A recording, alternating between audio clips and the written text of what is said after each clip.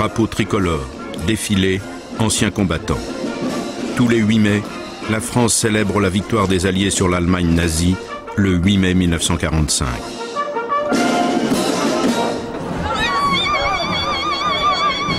De l'autre côté de la Méditerranée, en Algérie, ce jour de gloire est un jour de deuil.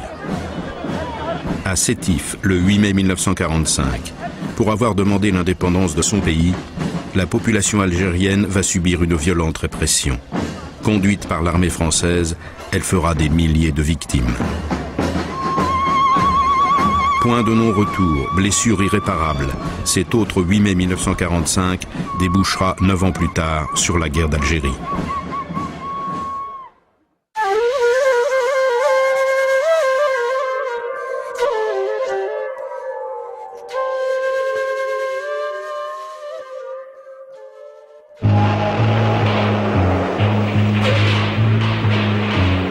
Tirailleurs, tabors, spahis, recrutés en Tunisie, au Maroc, au Sénégal et bien sûr en Algérie, les indigènes constituent le quart des troupes françaises engagées dans la libération de la métropole. Frères d'armes sur les champs de bataille, les Algériens restent des Français de seconde zone en Algérie. Ils sont privés de droits sociaux, juridiques et politiques. Ils représentent environ 90% de la population et n'ont pas le droit de vote. Avec la fin de la guerre, ces inégalités sont de moins en moins acceptées.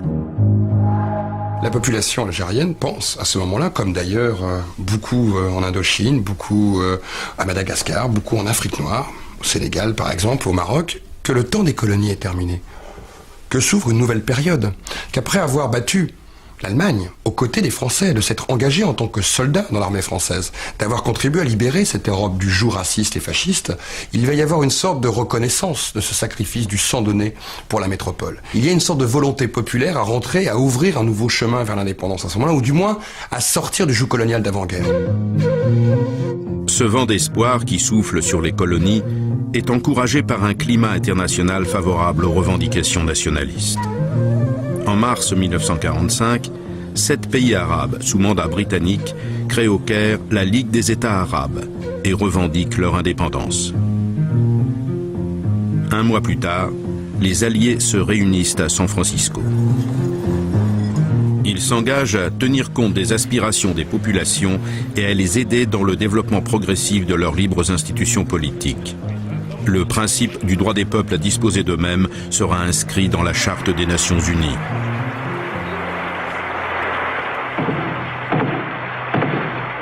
You members of this conference are to be the architects of a better world. In your hands rests our future. If we do not want to die together in war, we must learn to live together in peace.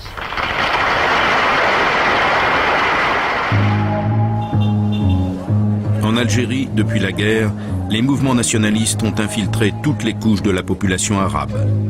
Dans les mosquées, les religieux, les oulémas prêchent « L'arabe est ma langue, l'Algérie est mon pays, l'islam est ma religion ».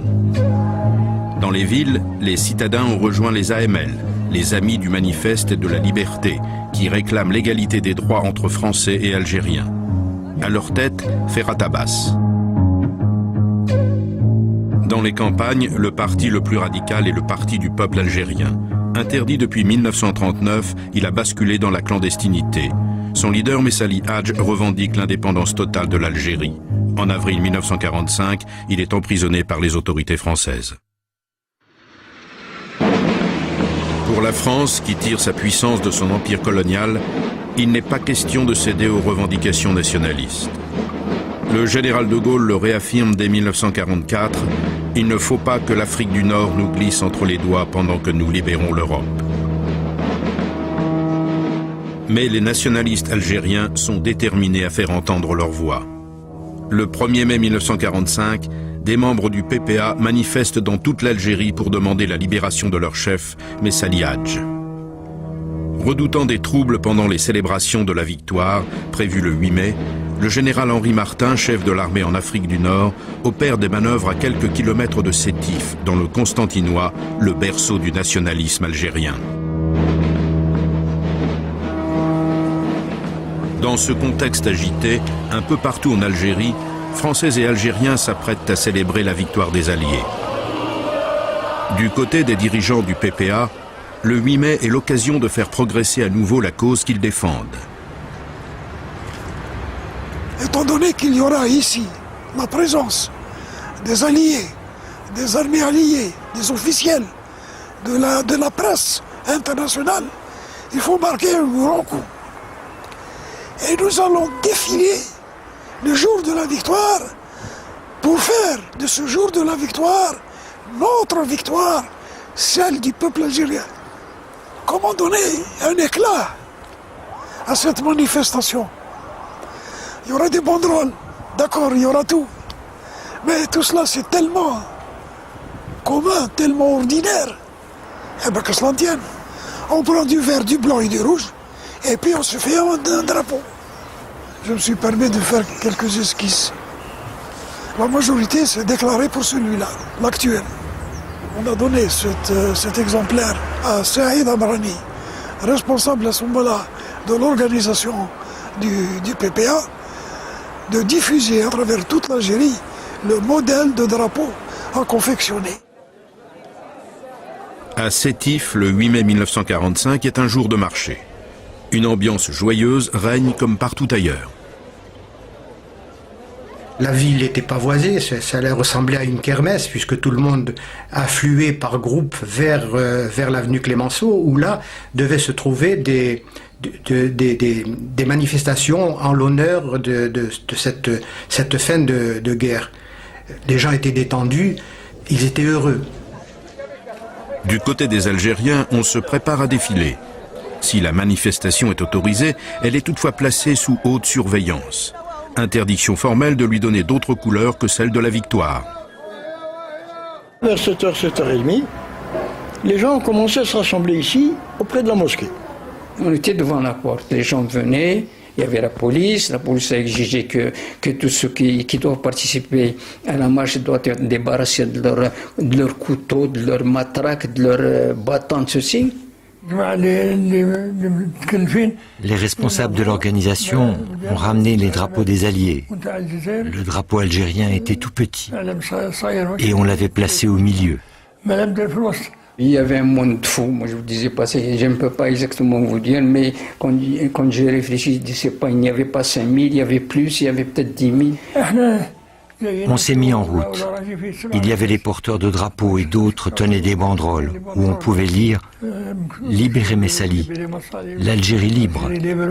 Moi, je me trouvais à ce moment-là devant le café Répiton. Je regardais un groupe de jeunes qui, assis dans leur fauteuil en osier, jouaient du violon et chantaient la joie de la libération.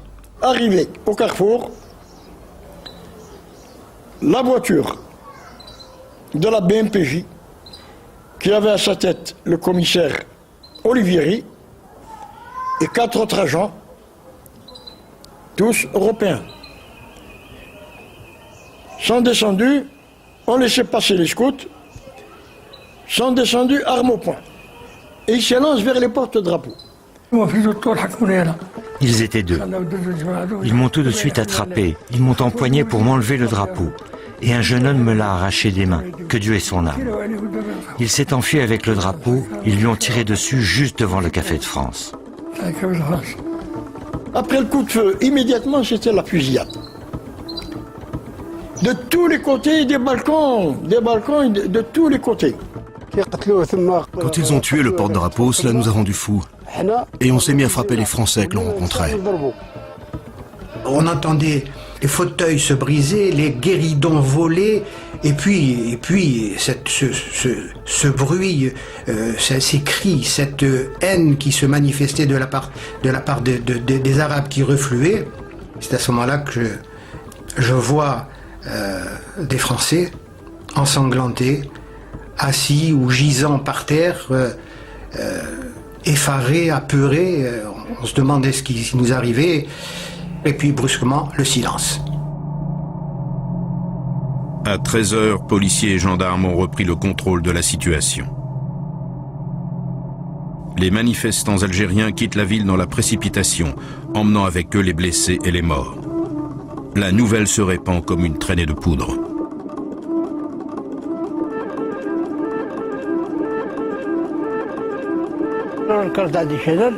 Le